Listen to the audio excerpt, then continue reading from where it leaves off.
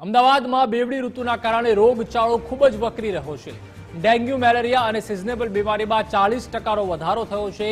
Ahmedabad medical એસોસિએશને જાહેર કરી છે ગાઈડલાઇન્સ. પૂરતા પ્રમાણમાં પાણી, ખોરાક, પૂરતી ઊંઘ લેવી ખૂબ જ જરૂરી છે તેવું એમએ જણાવ્યું.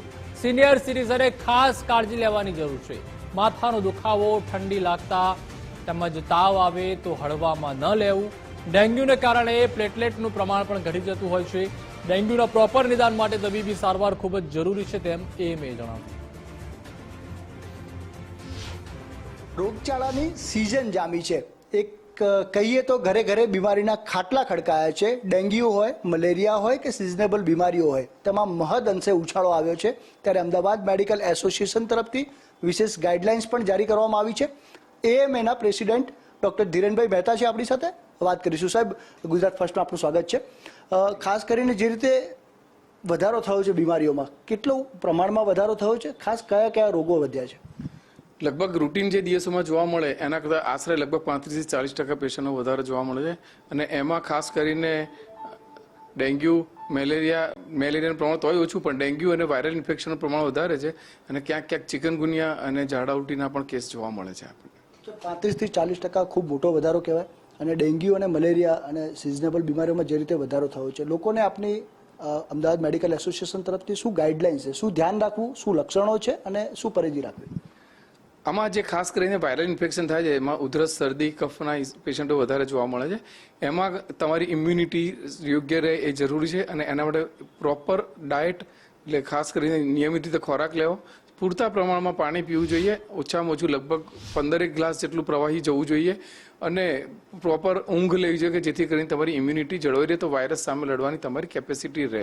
અને એ સિવાય બીજો ક્યાંય ક્રાઉડેડ એરિયા હોય, જ્યાં બહુ જ ટોળા ભેગા થતા હોય, ટ્રાવેલિંગ થતું હોય, ત્યાં આગળ થોડી તકેદારી વધારે રાખવી જોઈએ. તો જેથી કરીને ઉધરસને એના જે ફ્લૂ ટાઈપની જે બીમારી છે, અમે ઇન્ફ્લુએન્ઝા લાઇક ઇલનેસ કહીએ, એનાથી આપણે બચી શકાય. બાકી રહી મેલેરિયા કે ચિકનગુનિયા અને ડેન્ગ્યુ, જે મચ્છરના કારણે થતી હોય છે. એટલે અત્યારે વરસાદ પડી ગયો અને જ્યાં બી પાણી ભરેલા હોય ત્યાં મચ્છરનો ઉપદ્રવ થાય. અને મચ્છર કરડવાથી એના જે વાયરસ હોય એ આપણા શરીરમાં જાય અને આપણને બીમારી કરે છે. એટલે મેઇન જો એનો ઉપાય સોચવો તો ત્યાં આગળ મચ્છર થતા હોય એ મચ્છરવાળી જગ્યા ઉપર યોગ્ય ઉપાય કરવા જોઈએ, જેથી કરીને પાણી ત્યાં ભરાયેલું ના રહે. અને ધારો કે પાણી ભરાયેલું છે તો ત્યાં આગળ કોઈ દવાનો છંટકાવ કે તેલ કે એવું કંઈક નાખો તો એના જે લાર્વા હોય પાણીમાં જ એનો ડેથ થઈ જાય અને પછી એમાંથી મોટા મચ્છર ના થાય. અને એ સિવાય સામે પણ આપણે મચ્છરથી બચવા માટે જે કોઈ બી રેપેલન્ટ તમને જે શરીરમાં માફક આવતું હોય એવા રેપેલન્ટ વાપરવા જોઈએ. બાળકોને પણ સાચવવા જોઈએ. અને ઘરમાં પણ તમે મચ્છરદાનીનો એનો ઉપયોગ કરી શકો જેથી મચ્છરથી દૂર રહેવાય.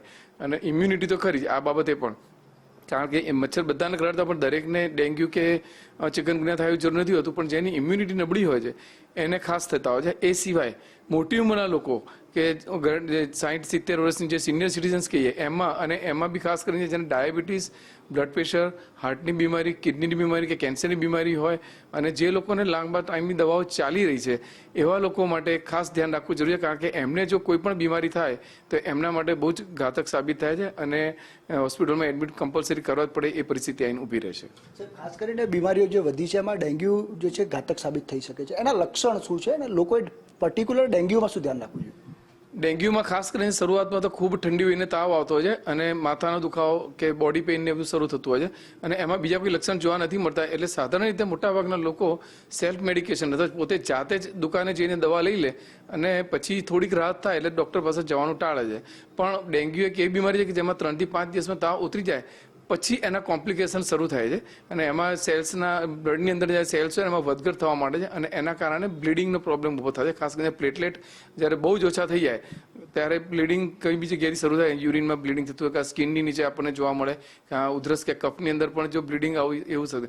અને એ બહુ ખતરનાક વસ્તુ હોય છે. અથવા તો જ્યારે બ્લડ પ્રેશર એકદમ ફોલ થઈ જાય તો શોકમાં જાય, એ પણ બહુ ખતરનાક સાબિત થાય છે. અને એટલા માટે જ ડેન્ગ્યુના પેશન્ટમાં બને એટલું જલ્દી ડેન્ગ્યુનું નિદાન થાય. લોહીના ટેસ્ટ, બ્લડ ટેસ્ટથી થઈ જતું હોય છે સહેલાઈથી.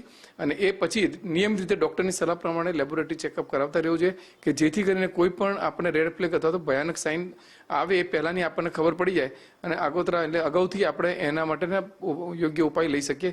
એટલે મારી તો એ જ સલાહ કે ડૉક્ટરની સલાહ પ્રમાણે જે કે એ પ્રમાણે એના નિયમિત રિપોર્ટ પણ કરાવવા અને એ પ્રમાણે આહાર અને વિહાર અથવા પાણીનું પ્રમાણ પણ જાળવી રાખવું જોઈએ. બિલકુલ તો સિઝનેબલ બીમારીઓ છે, મેલેરિયા છે, અને ખાસ કરીને જે પ્રાણઘાતક એટલે કે ડેન્ગ્યુ નીવડી શકે છે, એટલે ઘરગથ્થુ ઉપચારથી બચવું જોઈએ, નિષ્ણાંતોની સલાહ લેવી જોઈએ તેવું તેમનું સ્પષ્ટ માનવું છે. અને ખાસ કરીને જે સિઝનેબલ બીમારીઓ છે અને ડેન્ગ્યુ મલેરિયા જેવા કેસો છે તેમાં 35 થી 40% જે ઉછાળો આવ્યો છે તે પણ ચિંતાજનક છે. એટલે તકેદારી રાખવી આપના હાથમાં છે, આપની સુરક્ષા પણ આપના હાથમાં છે. કેમેરા પર્સન હેમંત ગાયકવાડ સાથે સંજય જોશી, ગુજરાત ફર્સ્ટ, અમદાવાદ.